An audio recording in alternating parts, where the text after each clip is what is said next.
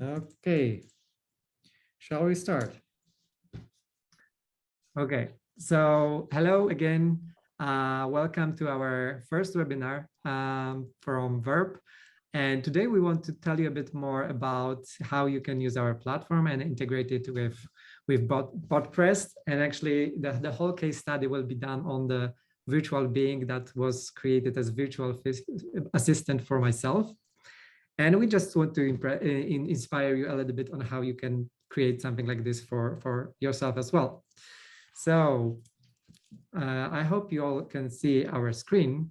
So bear with us a bit longer. So we will have like introduction video to show you what you can expect as a result.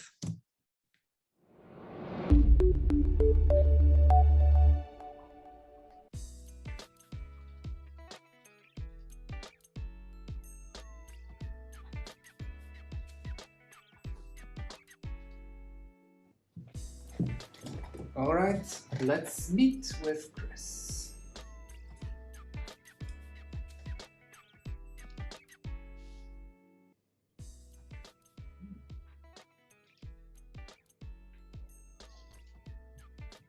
Hi. Hi, welcome to our website. I'm Chris, CEO at Verbe, or his virtual representation, to be exact. Real Chris is probably doing some CEO stuff, but I'll be happy to step in here and walk you around our place a bit. How does that sound? Sounds great. Great. What would you like me to tell you about? Verbe's product, our vision, or maybe you'd like me to go ahead and book you a meeting with the real Chris? What do you offer? Verbe is a virtual beings framework that lets you create interactive virtual beings using your existing tools or with our built-in features.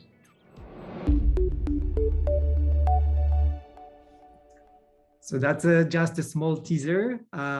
Today, both me, so I'm Chris and I'm a CEO at Verbe, and Olga, who is our guest speaker. She's a conversational designer. We'll try to explain a little bit more in details on how you can create this kind of result. In the backstage, there is also Wojtek, our Chief Operating Officer, and he will be today. He will help us moderate the session.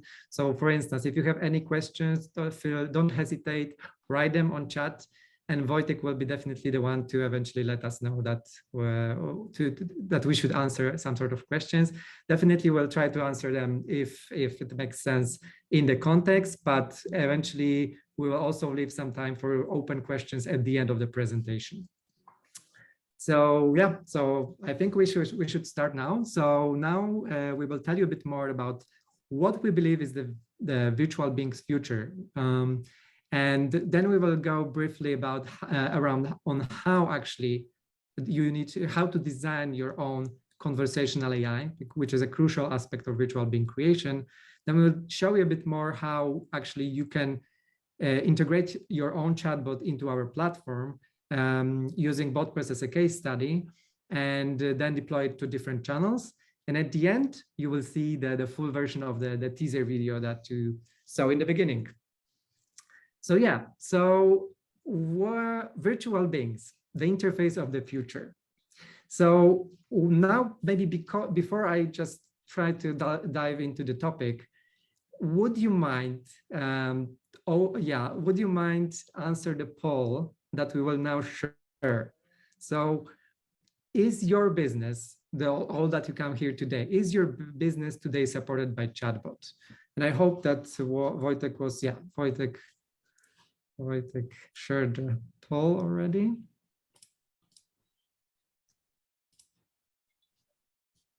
And I hope once you make a vote that we will be able to see the results in a moment. So I think Wojtek will also go through that. So don't hesitate. Even if you don't use chatbot anymore, we do have a question for that. You can also express yourself, whether you are interested in using a chatbot or are you developing a chatbot right now. So Wojtek, I think if that's possible, yeah, if we can close the poll. Okay, perfect. Okay, so only 36% of you today are using Chatbit in your business. Okay, that's great. So one more question before we go, because we would also like to know, what is your role today? So Wojtek, can you also share the poll about the describing participant role? Okay, perfect.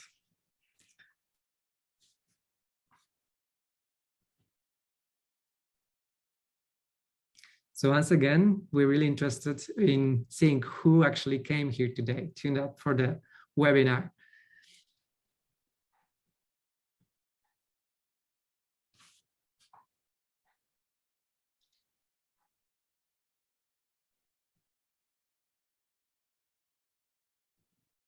Mm-hmm. And if we're done with the poll, then if we can see the results already. Very fast, because it will make sense, especially, yeah, okay, that's good to know. Perfect, 16 answers. So most of you are business owners, so not many conversational designers today, which is a good thing, because we really want you to learn how what is needed actually to design conversational AI, and what in result basically is needed to create a virtual being. Okay, so thanks for the wait. So as you know, we live in the world where we are bombarded with text. We use Facebook, we use Messenger, we use WhatsApp. And the issue is that only 10% of the information when being read is being retained. If you add eight seconds attention span, or even lower today, then it's really hard to get someone's attention. And if we compare it to the video, then 95% of the information is being retained. That's why all the businesses are by basically using YouTube, social media. They work with influencers. That's a trend that is already happening. And that's the problem. So in today's world, today's interfaces, especially those text-based, are not enough to keep users engaged. And brands do struggle to provide engaging human-like communication and scale. So one would ask, what is the customer's interface of the future? And we believe it's a virtual being. A virtual being, human in a form, is an innate and natural user interface of the future. Why? Because that's an interface one everyone learns since birth. That's what we do. We basically learn how to speak with our voice and how to communicate with others. And that's what is natural for virtual beings. So what actually makes a virtual being? And I already spoiled it a bit, but obviously it still needs a conversational AI. So it needs to have some sort of knowledge to be able to lead the conversation, to create a discussion. And obviously today you have multiple tools on how you can create your conversational AI. And that's the first layer. The second layer on top of that is voice. So you do want your virtual being to achieve this kind of natural interface. You do need to be able to understand your voice. So you need to use some sort of speech recognition, so your virtual being understands what a user is speaking, as well as speech generation, which basically generates the voice in return when virtual being speaks to you. So that's the second layer. And the third layer is the visualization, the body, the avatar. And probably you already know some of the avatar platforms today, like Ready Player Me, Character Creator, Famous MetaHumans. There are multiple tools, software that you can actually use to create your own avatar. So one more question before we go further. So have you ever used a product that can be called virtual being before? And I hope Wojtek will also help us with the poll for this one. Yes. So if you ever used any kind of framework before that can be called or can be used to create a virtual being, just let us know, just to give us a little bit more context to know who are we speaking to, and eventually dive deeper in some of the subjects. So once again, couple more seconds for your answers. And I think, Wojtek, we can hopefully see the results if we have some votes already.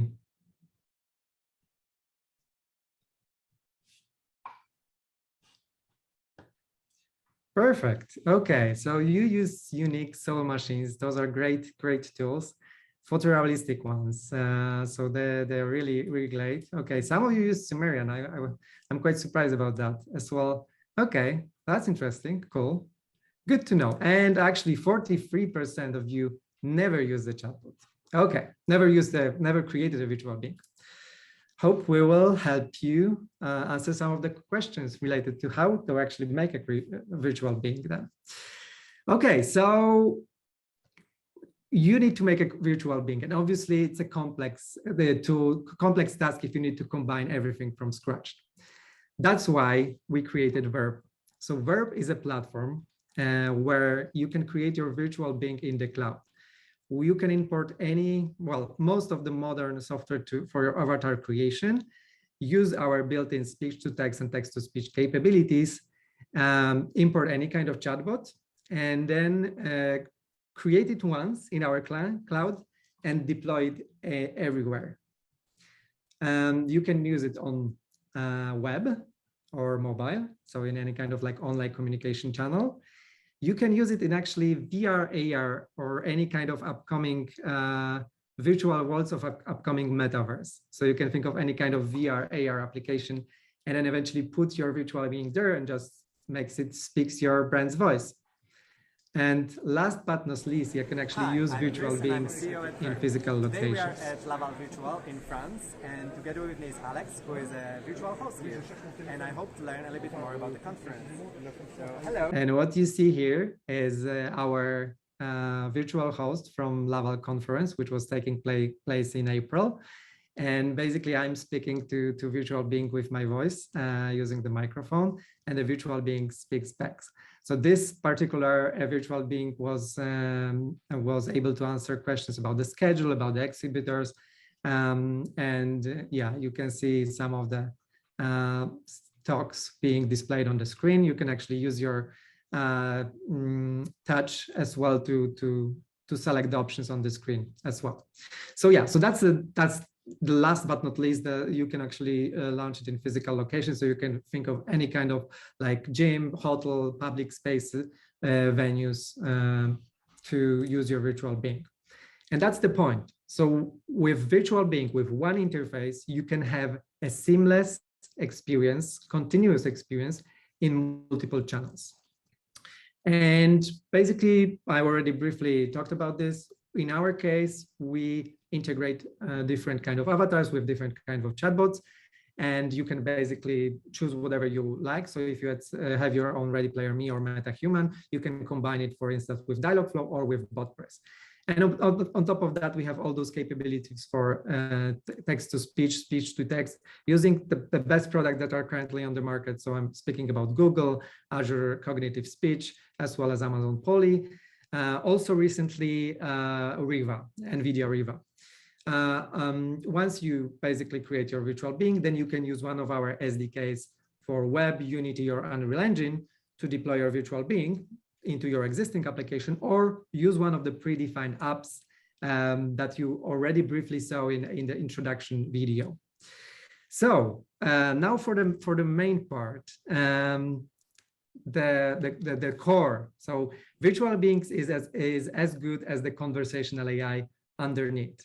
And obviously we are really fond recently with working with Botpress, the Laval virtual host conference host that you saw in a moment ago was basically created with Botpress. And today we have a guest speaker, Olga, already mentioned, who will basically tell us a little bit more on how to design your chatbot, especially using Botpress as an engine. So hello, Olga. Hi, Chris. Can everyone hear me? Thank you for the introduction. Exactly as Chris mentioned, I saw there are some conversation designers today in the audience. So some of the content might be redundant for you, or you already know that, or maybe there will be something new or something interesting, something that you struggle with and can relate to that. And to the rest, I'll try to do my best to show you how to create your chatbot or design your conversations in a few steps. It's not that hard. It can be done. Depends on the complexity, so that you can do it yourselves, hopefully. Okay, if we can go to the next slide. So 7 tips for I guess it's 7, yes, 7 tips for a successful start. Basically, those are like very ground rules for what is the conversation, what is the conversational interface, and how it's interacting with the users. Obviously, the further you go in your design process of the conversations, the more struggles you will have, or more decisions to make. But this is a good start. So first of all, Chris showed us a few examples of the virtual beings and chatbots applications. So the first question you need to ask and answer yourself is, when do you need a conversation interface? What is the context? Is it the best interface that you can really interact with the user? How is this adding value? What aspects of the interaction with the user are you targeting the most? What is their context there, so that you can deliver the best experience, basically. The next thing is it needs to be cooperative. What does it mean? It means that we always, designing conversations, we always need to try to think how to understand the intent that is behind what the user is saying. Currently, since chatbots or virtual beings interfaces are not yet that very common, they are not everywhere. They are on a lot of web platforms and web pages, but we as users still approach them with a little bit of hesitancy. So users generally try to speak their mind clearly and try to be clear and very straightforward with what they need. But when we are designing conversations, we also need to prepare for situations where users don't, when maybe they use some metaphors or some more difficult meanings in their conversation. So what we need to do is to try to think and plan for what the user really wants and what they mean. This is the cooperative principle. This is also what we humans use when we speak to other humans. Purposeful. This is a very important thing. Always have a goal in mind. This is important for every user experience, including conversational experience.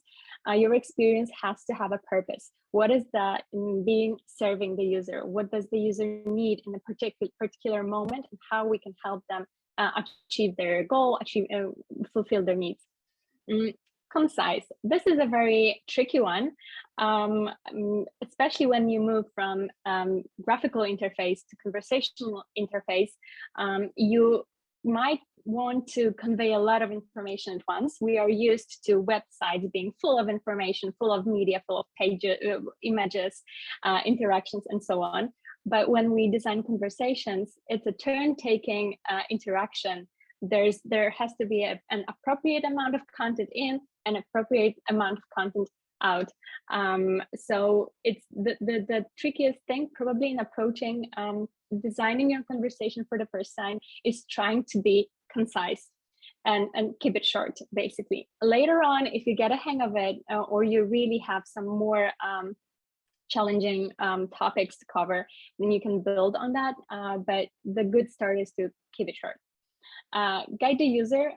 So always try to think that the user doesn't know what your chatbot or your virtual being can do. We don't expect virtual beings yet to know everything and be able to answer every question. We test Alexas and Google Assistants a lot, and we try to find a loop somewhere and the hole somewhere in their logic, and those holes are there and they will be there.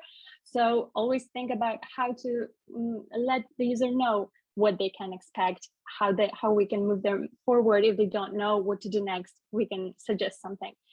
The worst thing that can happen if you don't do that is basically the users will be lost and they will probably leave the conversation. Speak the right voice. So think of the impression that you want to leave with whatever your being is saying. be polite probably is one of the golden rules for the interaction, but basically figure out what is the voice that has to be spoken by the being, so that the user has the best impression. And last but not least, it's not just the voice. So usually the chatbots and virtual beings are deployed somewhere on a device. It might be a mobile device, it might be a laptop, it might be a kiosk. So think about, it might be VR as well. Think about what other interactions apart from voice can be at play there. Can there be any buttons or any images displayed? Maybe a link to somewhere, maybe some more interactive content. So think of other means of conveying the information that you can use apart from voice, and try to think about it as interconnected. So those are like very basic tips to start with. Let's now dig into more detail. The process. So having all that in mind, how can we briefly, roughly approach the task of designing the chatbot? So as is with design process, there might be a lot of iterations of a design process, and there might be a lot of shapes and forms of what it looks like. So what I'm going to show you today is some kind of a proposal, a good start, and some of the steps that probably are necessary for it to happen, to have a chatbot at the end, but they may happen in different order. You may have other steps in there as well. So treat it with a grain of salt. This is like a baseline and a suggestion. Okay, first of all, when we said that the being has to be, or the interaction, the voice interaction has to be purposeful, and we have to answer a question, why are we using the conversation interface for that?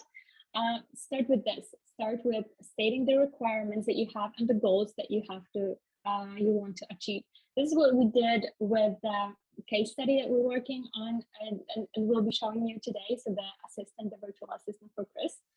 We thought of it like, why do we need it? Chris doesn't have time. He wants his guests on his website to be well taken care of, and be responsive and give this feeling of being present and being able to answer some questions or have a meeting. So that's why we decided it's a good idea to do that for him. So that's the requirements and goals we started with. The next thing is personas. So usually you have probably heard of personas in the design process, in more conventional design as well. So usually we think of user personas mostly. In conversational design, it's more important than ever to think of the persona of your system, so of your being actually. So here you need to think of both parts of the conversation to figure out how they can best speak to each other. So try to figure out what is the personality of your being, of your chatbot.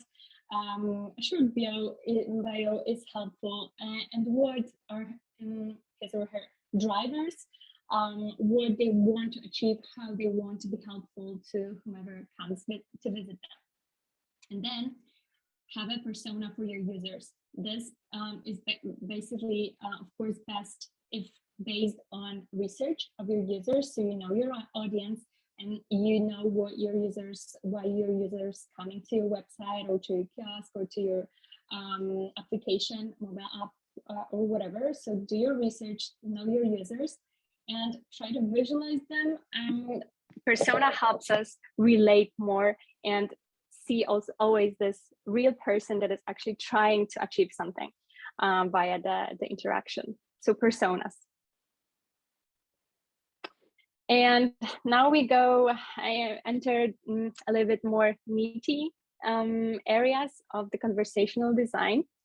So here we start mapping the topics that can be a part of the conversation. So for example, for Chris, Chris's assistant, or Chris, the virtual being, we decided that his main objectives will be to inform and enter into interaction with the users, and to have a light conversation as well, so to entertain a bit. So that those were two areas to cover. Inside the inform objective, we included, you have to figure out what topics do you want to educate users about. For example, if this is the case of your being. So for example, we want Chris, the virtual one, to be able to talk about Verb, to talk about virtual beings, to talk about multiverse, about technologies that Verb is in, the space that Verb is in. So this is one thing. And then for Converse, this might be a broad list of topics. So try to map it out at first, at the beginning, very briefly, but those will be your most important points to cover later on. So for conversing, figure out what other topics you want your being to be able to cover. Is it like some kind of a small talk, some chit chat? What about the weather? Very often we've seen that with this Alex host at the conference. People try to ask a virtual being or a chatbot some tricky questions, like, for example, what is your favorite food?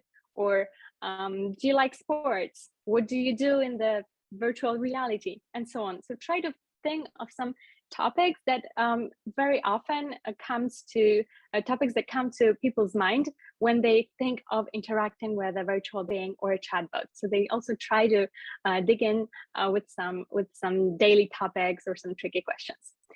So it's also good to have that in mind. Yeah. So that listing the list of topics was an easy part. Now here comes a little bit more tricky one, but it just looks complicated. If you have ever created a mind map or some kind of a diagram in your life, probably you will handle that as well. You have to think of the possible paths that the users might go into without a lot of complication. So for start, think about all the different ways the conversation might go. So for the Chris Assistant, the main flows that we can think about is greeting, obviously, saying hello, being nice, telling something about what is Verb, what is the Verb product and the platform, introducing the concept of virtual beings, introducing people to how they can get a subscription or how they can start using the Verb's platform. And now the biggest part of the flow was to be able to schedule a meeting.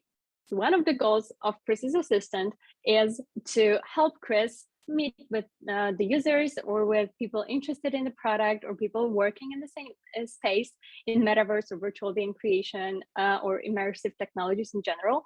So we had an objective of Chris's Assistant being able to schedule a meeting for him. This is the biggest flaw and the most complicated. It's not something that you have to do and have to implement at the beginning in your chatbots or virtual assistants. Sometimes it's already doing a lot of good job when they can just converse with people and answer their questions and help them out. Sometimes it's also good to think about what task they can help them complete. In this case, schedule a meeting. I also mapped here some additional things that you have to think about when thinking about conversational design, and those are intents. So when I said that the virtual being has to be cooperative, they need to understand people's intents. So we need to start thinking about what is behind every sentence that we speak. What is the very core of its meaning, right? And most of those flows will become intents at some point because users will maybe ask about those things. So we have to derive this intent from their speech to be able to provide them an answer or an action or help. And there are also some additional intents that are more general, and this is always good. It is always good to have them and to think about them when you're designing for a conversation. It's an intent of denying something. So it's a universal intent that you can use across your conversations. When the user says no or deny or refuse something in different ways, you have to be able to recognize that they are saying no and to act accordingly. It happens a lot in conversations. Another one is an intent of affirming something, so saying yes to, or saying that something is fine and they would like to go on. This is also something that you will use a lot of times.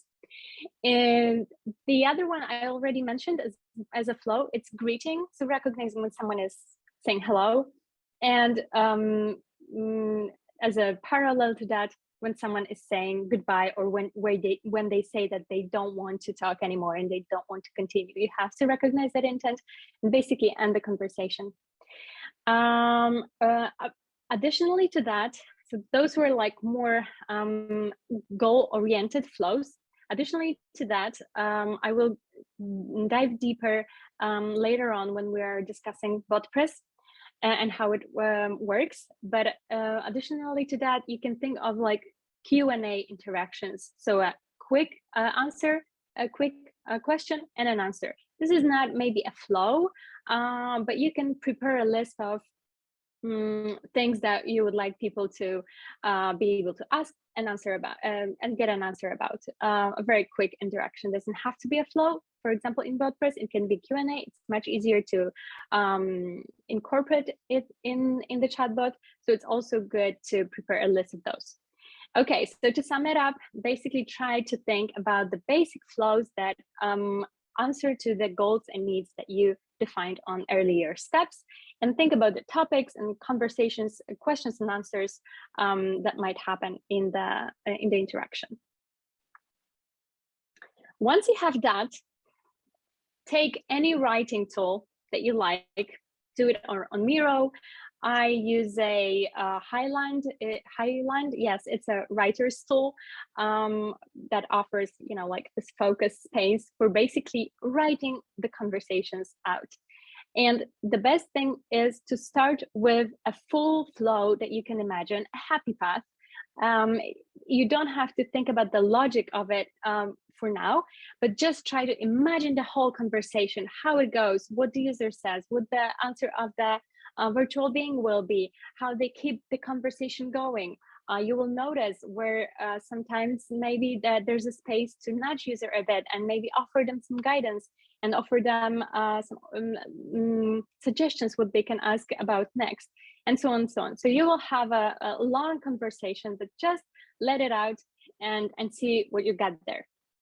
What I usually do, I will also later on try to divide those and derive from this whole flow some blocks that will later on map into my flows that I was thinking about later on. But first, I start with thinking about all the possible scenarios that can happen. Maybe not too many, but just imagine the perfect conversation that you would like your virtual being to have.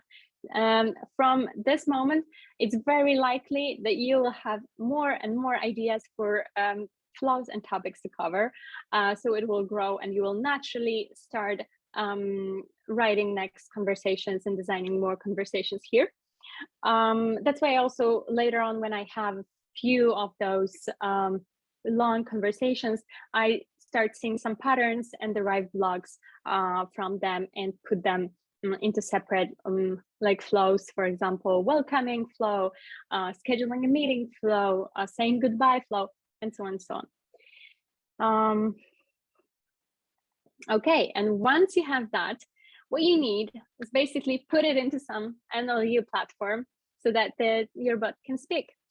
There are many NLU platforms. Virbe is integrated with 4 of them: Rasa, Dialogflow, Microsoft Bot Framework, and Botpress.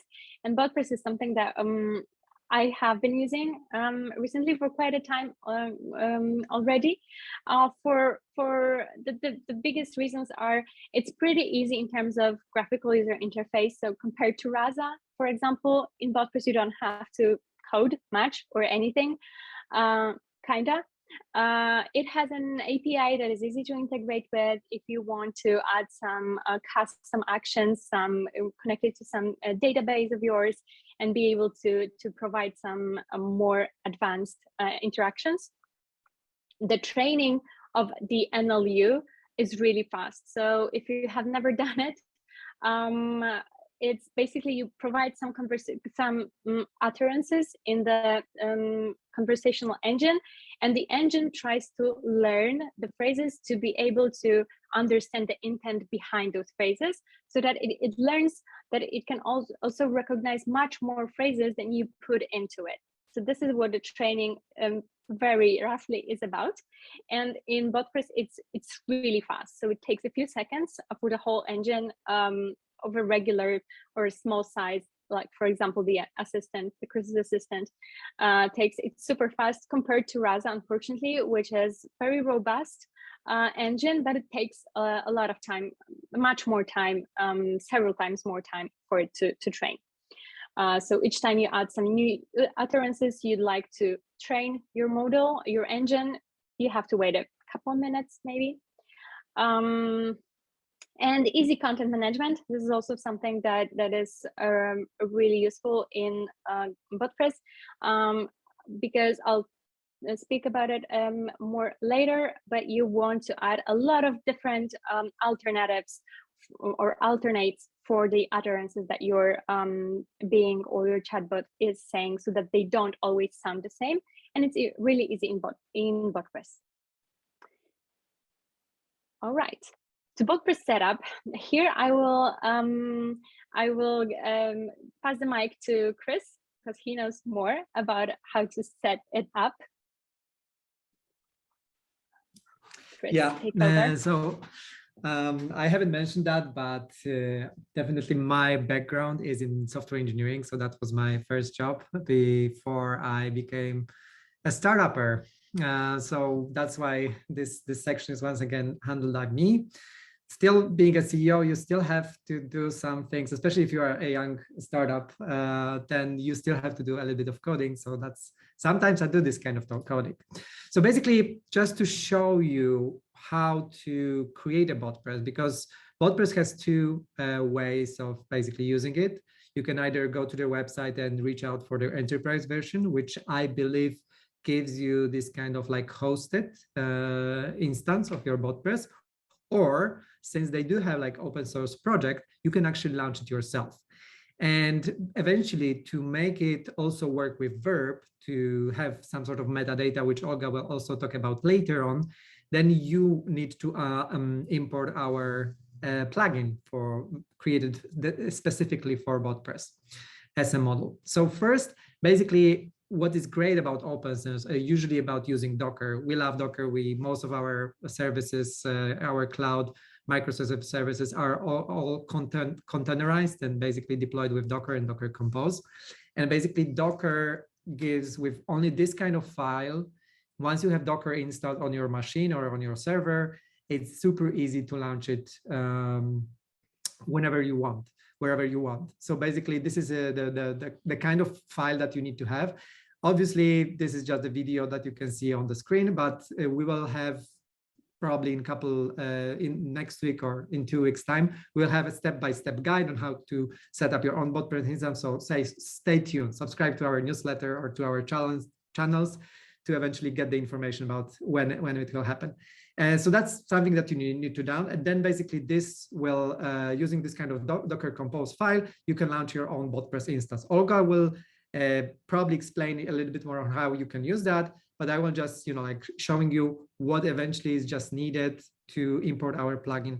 So you can go to the models section in Botpress, then you need to upload the zip file from our plugin, which will also be released in 2 weeks' time. And then basically toggle it on and then restart your own server. And I think now, yeah, I already mentioned that. So once again, just to make sure that it's a little bit technical, so we don't want to waste your time today, but eventually the step-by-step guide will be released. So yeah, subscribe to the newsletter or to our channels. So coming back to Olga. Yeah, so once you have the Wordpress already deployed and operational, you can start working with it to bring those conversations that you were thinking about and you were writing out into really interactive conversations. So what do we start with? So I always, main is the main flow of your conversation in Wordpress.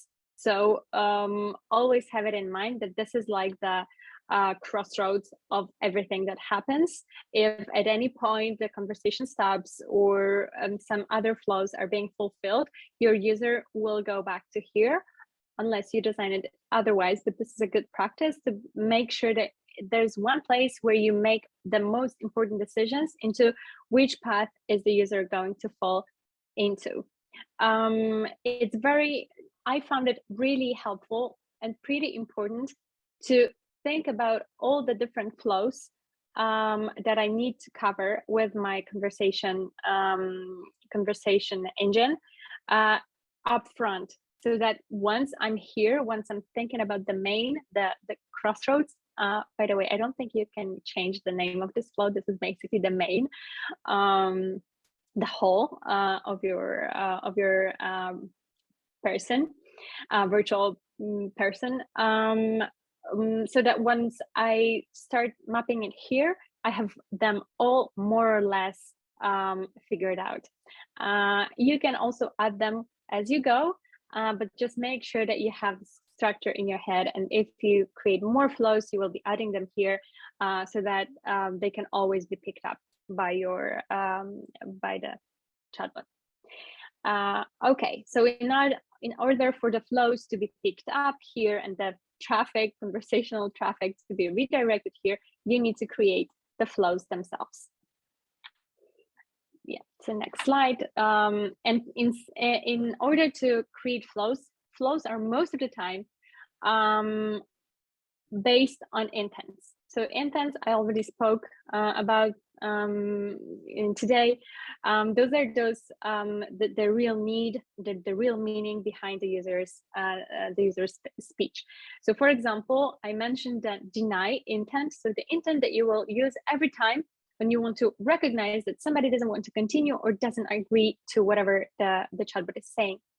And here you generate the list of possible utterances that express this intention, this real meaning, right? So list all that you can think of, and basically the more the better, because this data is something that the NLU engine is taking and trying to learn to recognize the intent behind the words. So if you give a lot of examples and a lot of good examples, that and good means they are very different. So the true intent of no, of saying no, thank you, can also mean no. You know, this is a very difficult part of understanding human speech, that sometimes the words themselves don't tell us much, but we have to find a way for the bot to understand that saying thank you sometimes can mean no. And this might be pretty unintuitive at the beginning, but think of all the different phrases that actually express this intent. Once you have the intents, as you can see, I prepared intents for all the goals or all the flows that I was talking about earlier for Chris's assistant to be able to recognize the intent behind. So that would be talking about their product, greeting a person, scheduling a meeting, talking about virtual beings, buying a subscription or subscribing or getting an access to the platform. All those flows, each of them has an intent here. So that my bot, my chatbot can understand that people want to go into that flow when they say this.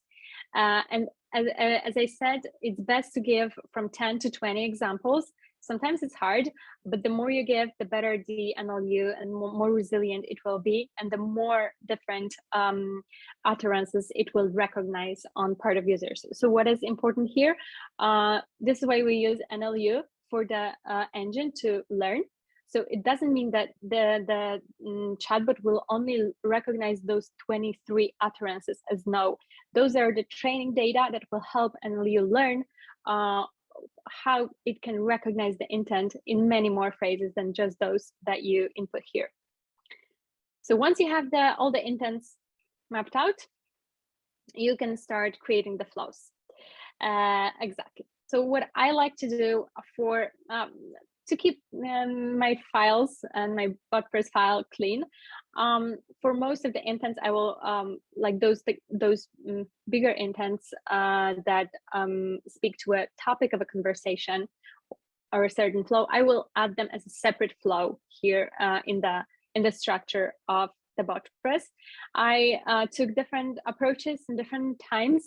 You can keep them all here on main, and it will work most of the time, but it will at some point it will get pretty messy when you try to add a new thing or make some conditions, maybe diverge the flow a little bit. It will just be hard to move those nodes around. Oh, by the way, those little boxes are called nodes, and basically they are singular interaction, piece of interaction that your bot does. So it's either in something they say or show, or somewhere where they listen to and recognize the intent. Okay, so I have all the intents mapped out.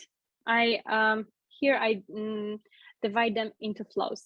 What is important, once I have all those flows, or most of them that I can think of at the beginning, I will go back to main and link all those flows there using a transition feature in Botpress from the main node.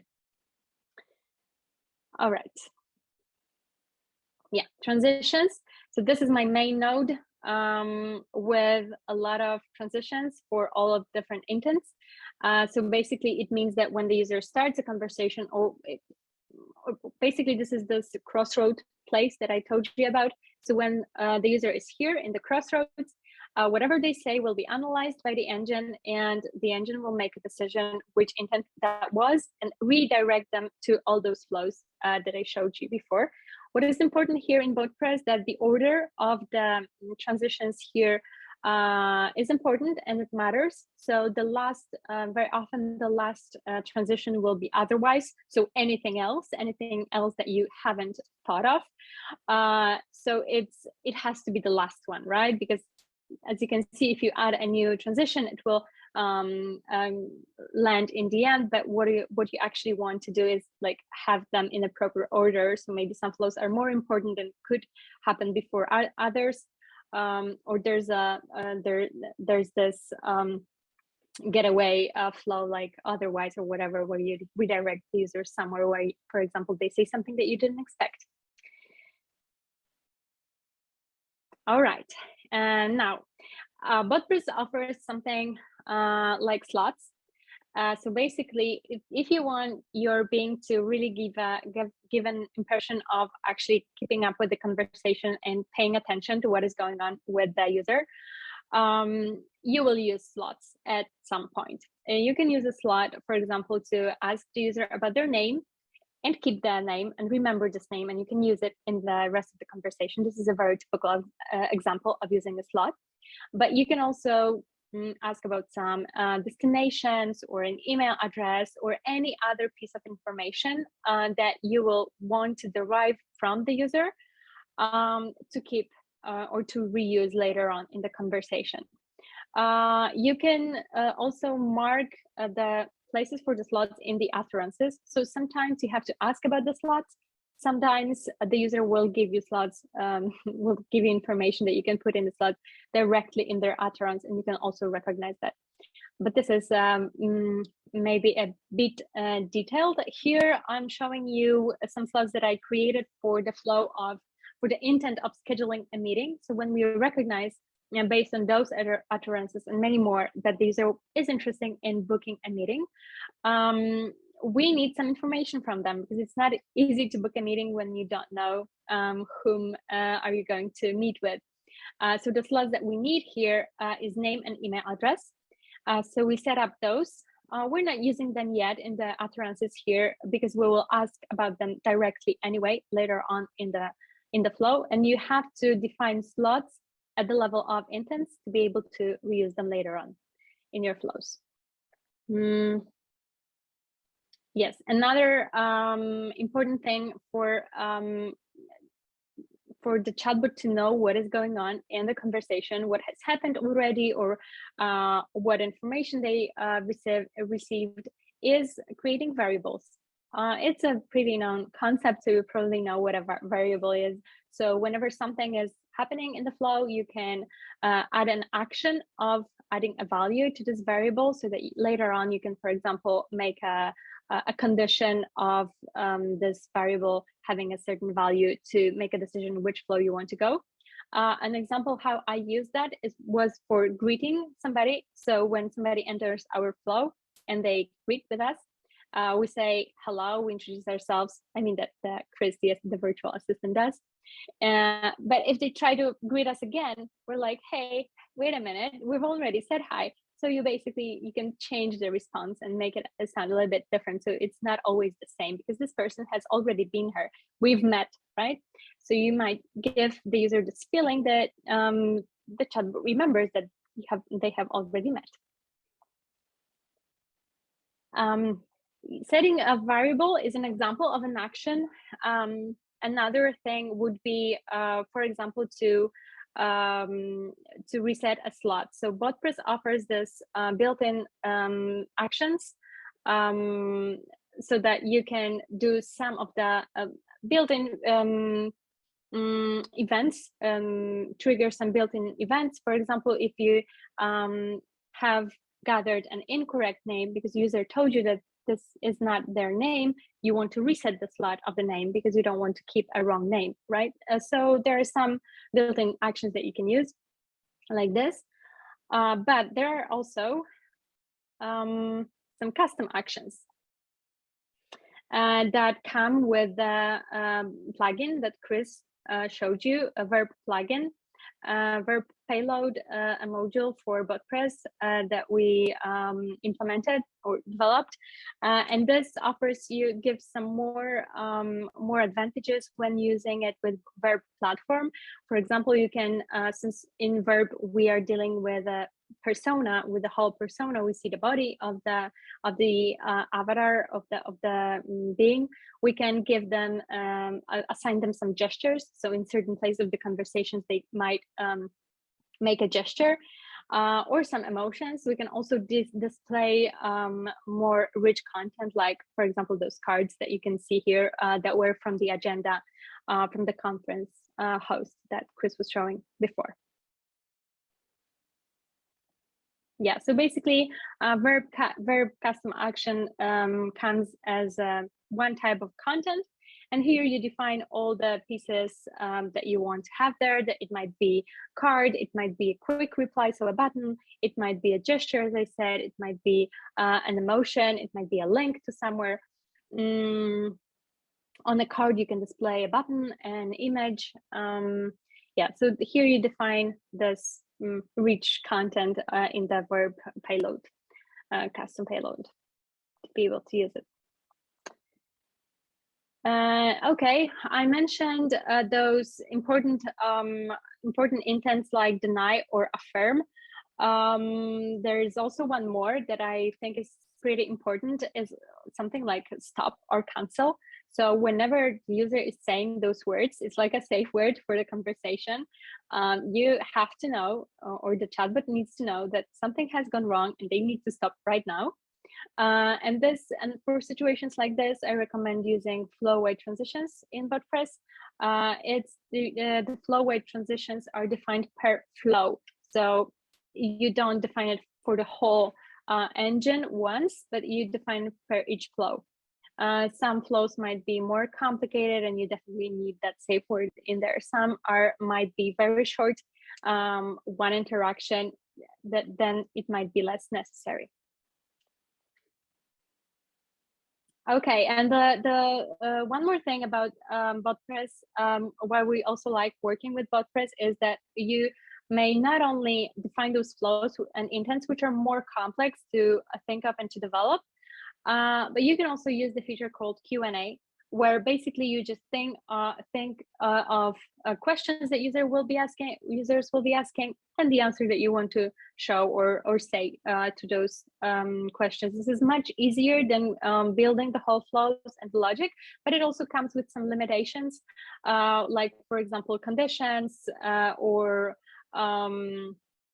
or specifying some actions will be more difficult here, but you can also redirect from a Q&A to a certain flow, which is a big plus for some of the questions that are asked.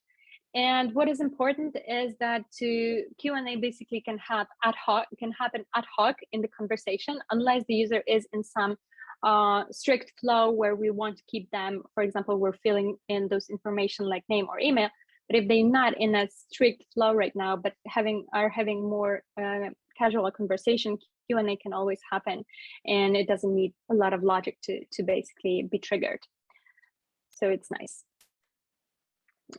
One of the last things that you need to think when you're designing the chatbot, especially if you have some more task-based flows, like for example, scheduling a meeting, is designing the so-called long tail. The long tail is this 20% of situations that something can happen, can go wrong, and will only happen to a handful of users. But if you want your chatbot to be more resilient to those situations and to really give a good impression, it's something that you want to take a look at towards the end of designing the conversation. So for example, okay, we're trying to schedule a meeting with Chris, but he already proposed like 3 dates, 3 time slots, and neither is fitting for me. Maybe the flow has to end at some point. So we're thinking of counting like the number of interactions and maybe redirecting to another flow if this happened too many times. So just think about those less likely cases, less happy paths towards the end. And this is what we call a long tail of the conversations. And also at the one of the last things that I would do, and this might be a continuous process. If the chatbot is something that you have live all the time, you can keep improving it. So I mentioned that Wordpress comes with this easy content management. This is what it looks like. So at the beginning, you wrote several flows, conversational flows, and you implemented them as flows here. And let's say your chatbot was only answering one sentence for a specific flow, and every time they would say the same thing. Here you can just add alternates so that this conversation feels different every time, and you can easily browse through the content here, different types of content, text, some images, cards, the verb payload as well, and add alternates to those expressions so that your persona, your virtual being sounds very natural and human. And it's also easy to give access to this to other people. So maybe you have a content designer that will think of all those different utterances, or maybe a marketing department would like to take a look at it. So basically, it's easier to give access to just editing the content without editing the flows and maybe breaking something in the whole process. Here, it's very unlikely to break something. You just basically edit the content, but always have in mind where is this utterance used so that it makes sense. Sometimes you can reuse the utterances in different places, and they all have to make sense in the different contexts that you're using them in. Okay, and I think the last step of the design process for conversation is testing. So once you have a working version already, give it to people and ask people to talk to your bot and see what can go wrong, what are the most natural ways for people to phrase things, and how you can improve. It will give you a lot of ideas for improving the chatbot. You can do it through different means. For example, using the emulator or the conversation emulator from directly in Wordpress, or you can use it through the Verb plugin and already distribute it to some of your testers. Yeah, I also added here some reading positions if you wanted to read more about how to design user interfaces. There's a few books on the market, so recommend if it's something that interests you. Yeah, and I think this is all from me. I hope it was useful, not too technical or too detailed. Let me know if you have any questions in the Q&A section, and over to Chris. So thanks, Olga, for the presentation. Great insights.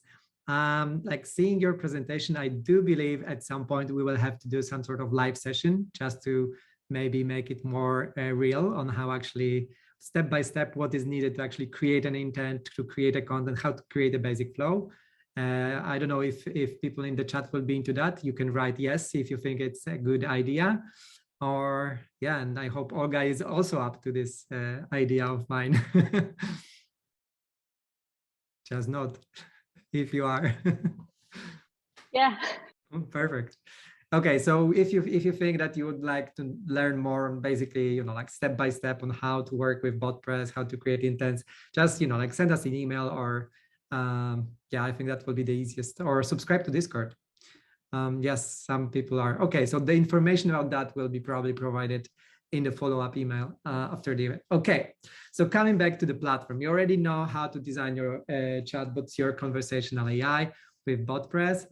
And then what you need to do, basically, once you create yourself a virtual being in our platform, you get this kind of dashboard. And the only thing that you need to actually make your Botpress work with as a conversational AI engine in our platform is basically provided origin. So it can be either the domain or IP address that you are hosting your Botpress instance, and then bot ID. So basically with Botpress, you can create multiple chatbots, and then you can you do need to define which one you want to use in this particular virtual being. And now the interesting part is we want to guide you a little bit more on how to create your virtual being from scratch. And I already mentioned that one of the engines that you can use to create virtual your own avatar is Ready Player Me. So this video that you will see now is me basically creating my own avatar with Ready Player Me. Ready Player Me is a free to use service. So you can create your avatar from your photo, and then you just need to wait a couple of seconds and you will get your own stylized avatar that you can customize. So you can change things like skin tones, if you want to, if the result that was like from the processing of your photo was not enough. Then you can obviously, you have like numerous wardrobe choices. And on top of that, tweaks like hairstyle. So you can actually check how you would look like with different kind of hairstyle, which I think is a neat feature. I'm always having troubles with, okay, so what should I do when I'm going to my hairdresser? And then, you know, like that's one of the way you can do that. Obviously, as an avatar, you can choose whatever hairstyle you want, or even change it at some point if you want to, like even in 5 minutes later, you can have a different kind of hairstyle. So once you choose your hairstyle, you can also do some sort of tweaks, like choose some sort of accessories. So you might see that those glasses are quite similar to the glasses I'm wearing on a regular basis, and you know, like a couple of fancy features like customizing your eyes colors, etc. And once you hit the create button, like the next button, you will get the link to the model in GLB format. And what you need to do, you just need to copy it. So once you create your avatar, you can actually use it anywhere. So it's like, apart from our platform, if you want to, you can use it in VRChat even. But when it comes to our platform, so the next step is you can customize your virtual being. So once you create your virtual being in our platform, you will have like a basic avatar, one of the predefined that we have in our platform. But then you need to switch to the model type of Ready Player Me and just import the link. And once you do, refresh the browser, you will see your own virtual being made in your own image at the bottom right of the dashboard. Then you do need to customize things like voices. So you do need to define what kind of speech what kind of voice you want your virtual being to use. We have many options in English as well as other languages to choose from. And you need to define the language code for speech recognition. So virtual beings not only can work in English, they can work also in any kind of language like Spanish, Chinese, Japanese, whatever you want to create. Conversational engine was covered. The last step is you can actually invite collaborators to your virtual being, so they can also customize your virtual being. And the last step, the most important one, the only thing that you need to do to make your virtual being work with all our SDKs, including web and Unity and Unreal Engine, is to download the configuration file, which you will see later on how to use. Okay, so as I mentioned, when you create a virtual being, you can create it in multiple channels, deploy it to multiple channels. So first is web deployment. So basically, you already saw me configuring the dashboard, and the feature that we have built in is a live preview. So you already have your own dedicated link which you can use to preview your virtual being or to send it to someone else for testing purposes. But well, once you create your virtual being in dashboard, then probably you might want to deploy it somewhere to your website. So just maybe let me stop here for a moment. And then you need to do two things. Obviously, you do need to authorize the domain. I saw some questions about the security. So one of the ways so to restrict someone from using your virtual being is basically authorize the origin that you want to use the virtual being on. So basically, if someone wants to add it to their own website, they will not be able to connect with our API. So you don't have to worry about any kind of over usage from some random websites. And then the next step, and those are the two only lines of code, the HTML lines that you need to add to your website to make this sort of pop-up that you see in the bottom right corner pop up on your own website. So you will now see me basically adding. So I do have my own personal website, chrisvrobel.com, and this is the project that I've done, I don't know, 4 years ago, probably. I never updated it I haven't been updating it for the past 2 years, but yesterday, I suppose, I just added those two lines of code. So one, which is basically the JavaScript code, the JavaScript plugin that you need to import, and the small HTML component. And now once I did, then if you go to the chrisvrobel.com even right now, but don't worry, the QR code will be later at the end. So you will be able to scan it if you don't want to type. Then this is already being displayed on my website. So I can use either chat or voice to speak with my virtual being. And that's not all, because obviously I already mentioned that you can actually launch it in multiple channels. And in this case, we focus on our Unity SDK and created a Unity project, which once again is importing my avatar. So I used Ready Player Me SDK to import my avatar to the scene, to the Unity scene. Then we did made a couple of adaptations to the project to make it look a little bit nicer. All the UI that you see at the screen is also part of our Unity plugin. So you have some sort of components that can use out of the box. And that's the most important thing. I already mentioned you that you need to download your configuration file. And I hope you can see here, I hope I can draw. Yeah, here is a small field. So this is the plugin. Once you import it into a Unity project, you have this kind of components that you need to add to your project. And then there is a small field which basically asks to input your Bing configuration file. And the previously downloaded file, I hope how to clear. I think I need to close that first. Okay, and once you have this downloaded, then you just need to drag and drop it. And once you do, then your virtual being will be connected to our API, and you can use it in Unity, obviously in an editor. But a long promised demo is coming soon. So obviously it wouldn't be fun if we didn't actually have a fully functioning multi-channel demo. And what you see right now is a whole 5-minute video of us using my own virtual assistant, which Conversational AI was designed by Olga, which you can use to schedule appointments or ask about our product as well, like register for partnership if you want to. But well, that's the long overview as description. Let us watch the video.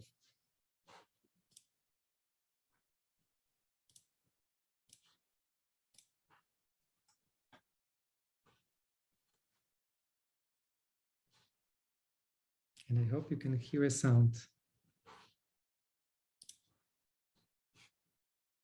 No sound, just okay. Let me check, because how to unmute. I don't know why there is no sound at the moment. Oh, I see. Okay, coming back to the presentation.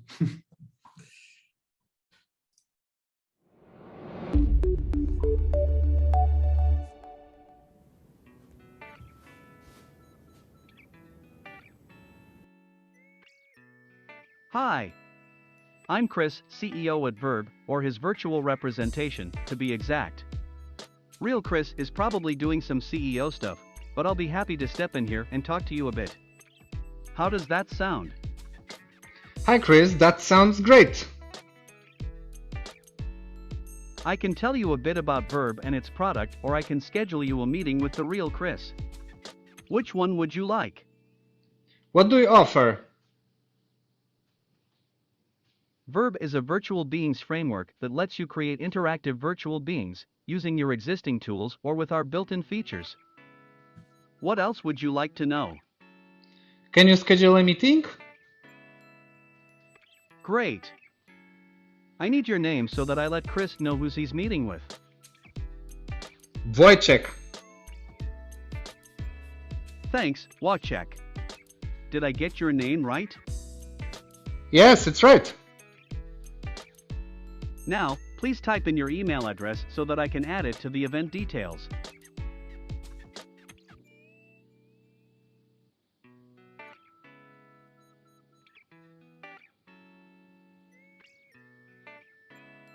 Alright, what do you think about Tuesday, May 31st, 1 p.m. Universal Time Coordinated? No.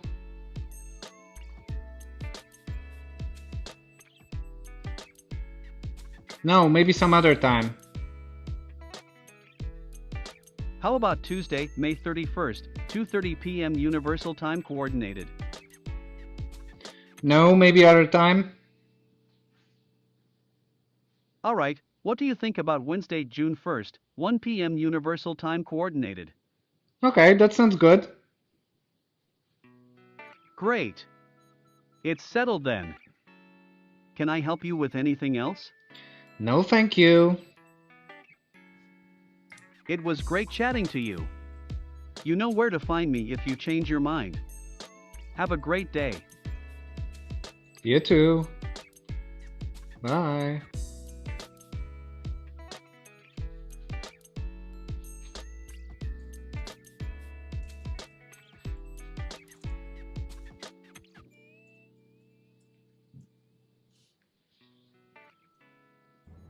Hi.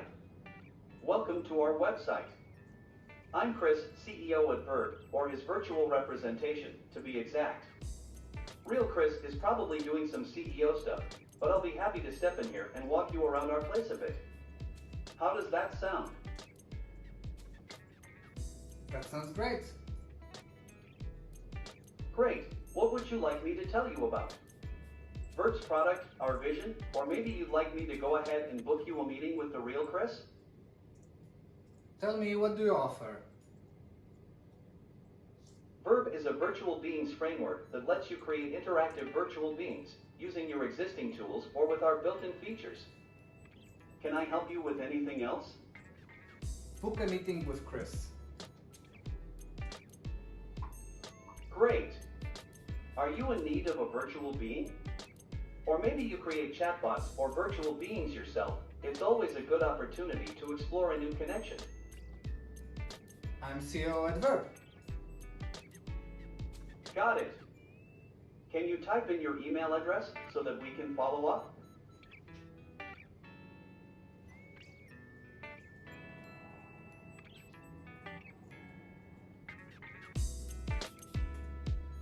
Noted. Alright, what do you think about Monday 3 p.m. Central European Time? No, not good. How about Tuesday 1 p.m. Central European Time? Okay.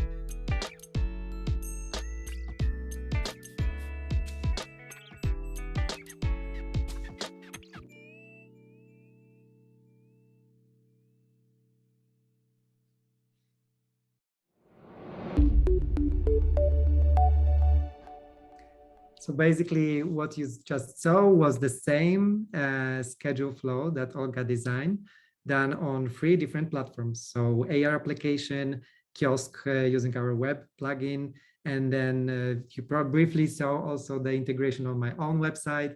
And yeah, so basically at the end, you also saw that Wojtek, our CEO, you saw 2 things actually.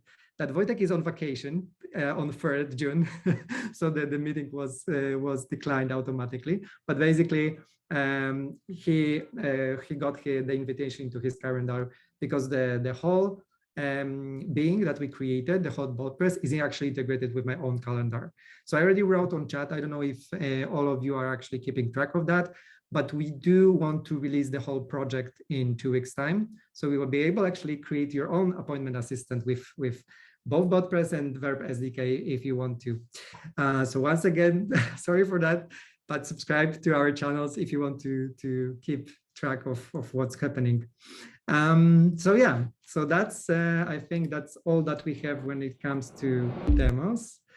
But obviously, you know, the virtual being and digital humans market is still in its infancy.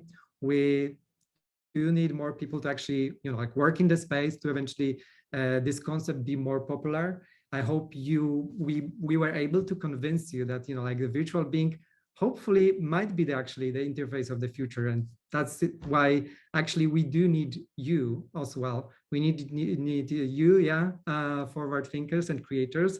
I do know that some of you already are subscribed to our Discord as well. That's probably the best place to keep the discussion going. So if you have any suggestions after this webinar, then definitely that's the best place to go to. And, you know, keep talking with me or Olga or Wojciech about, yeah, and Viola just posted the link to our Discord in the chat to keep the discussion going, basically, or as we will be able to answer any kind of questions that you might have about our platform. But also, if you already are at an agency, any kind of like VR product or chatbot agency, as of now, we do have like a partnership program opened right now. So basically, we allow our partners to use our SDKs and to basically design chatbots, design avatars for their customers. Obviously, currently, you still need to do some customization. So basically, conversational AI is still a bottleneck when it comes to virtual being creation.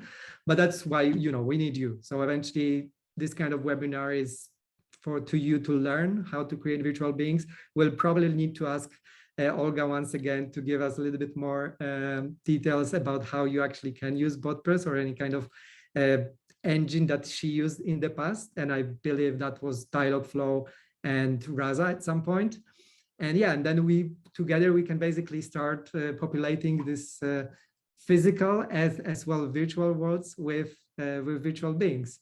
So long promised, if you want to test the virtual being over web, the one that you've seen in the demos, you can use one of the QR codes. The one on the left basically will redirect you to the full screen preview, which usually is muted on most of the Chrome browsers. So just make sure that to unmute it in the, I think, left bottom corner. And the right QR code will lead you to my personal website. Then you will be able to see how it works when it's being integrated to the website, to the already existing website. So yeah, thank you all for your attention. I saw some of the questions in the chat, and I already promised you that we will answer them at the end of the panel.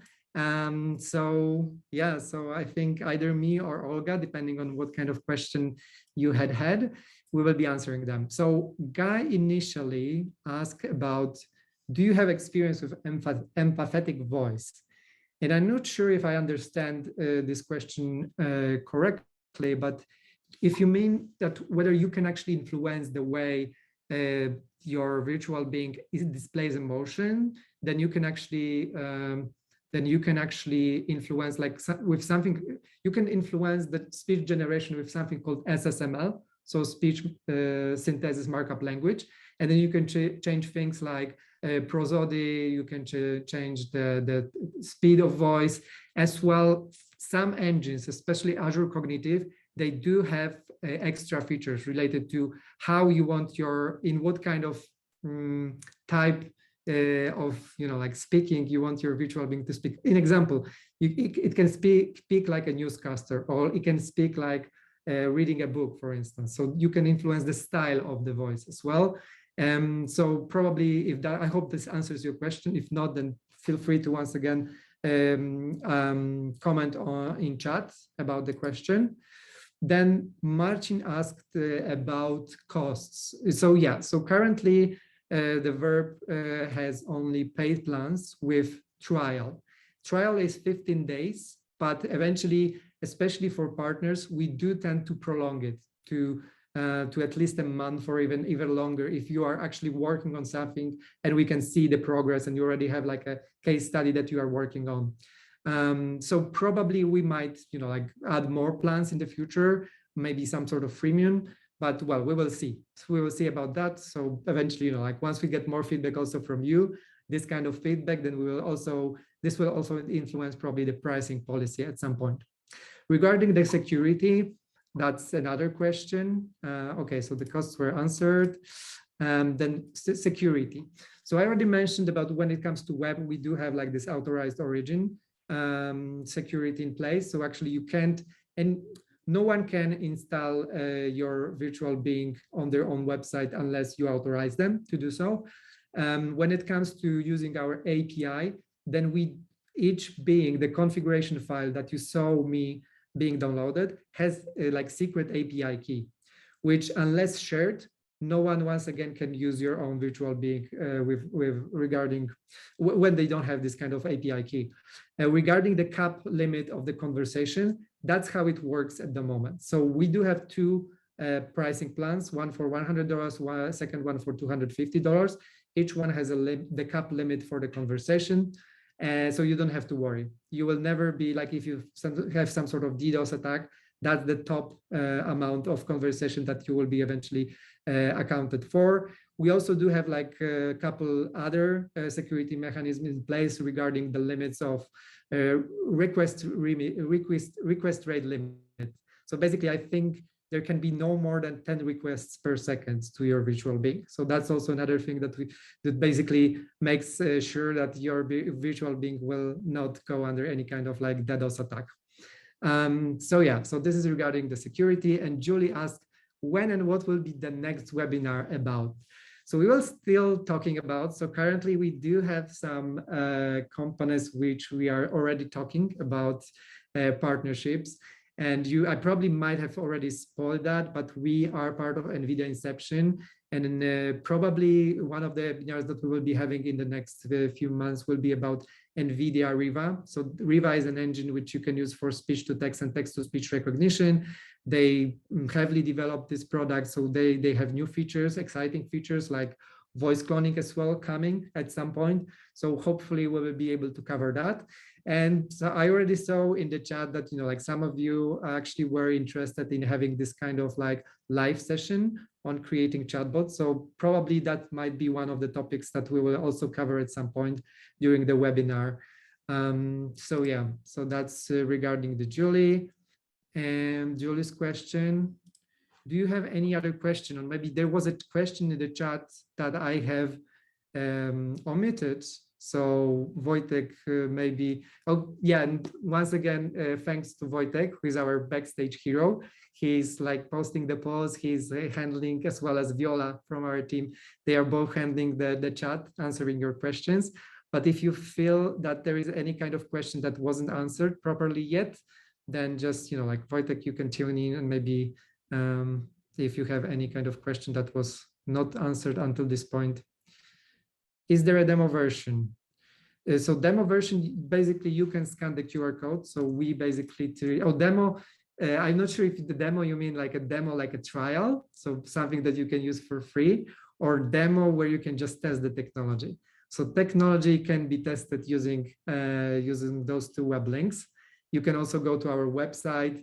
There is a RICA hosted on our website as well. So you can talk also to our RICA. And you can head also to our YouTube channel, which link also is on our website. And then you will see all the other demos and videos that we produced for the projects that we produced in the past year or so. So I hope this answers your question, Julie. So I don't know if you still have any other questions. If not, then I think we are almost, like 90 minutes went briefly by. I hope, you enjoyed the both presentations. So both mine and Olga. Olga, once again, thanks for the presentation. It was great insights into how you designed the Chris virtual assistant. So thank you for that. And so thank you all for coming today. You already know, I already mentioned that a couple of times. So both newsletter, both our website, you have all the links there. That's and our Discord. That's all the channels that you need to eventually keep the discussion going with us. So once again, thanks you for your time. Thank you all for coming, and see you until the next time. Thank you. Goodbye. Bye.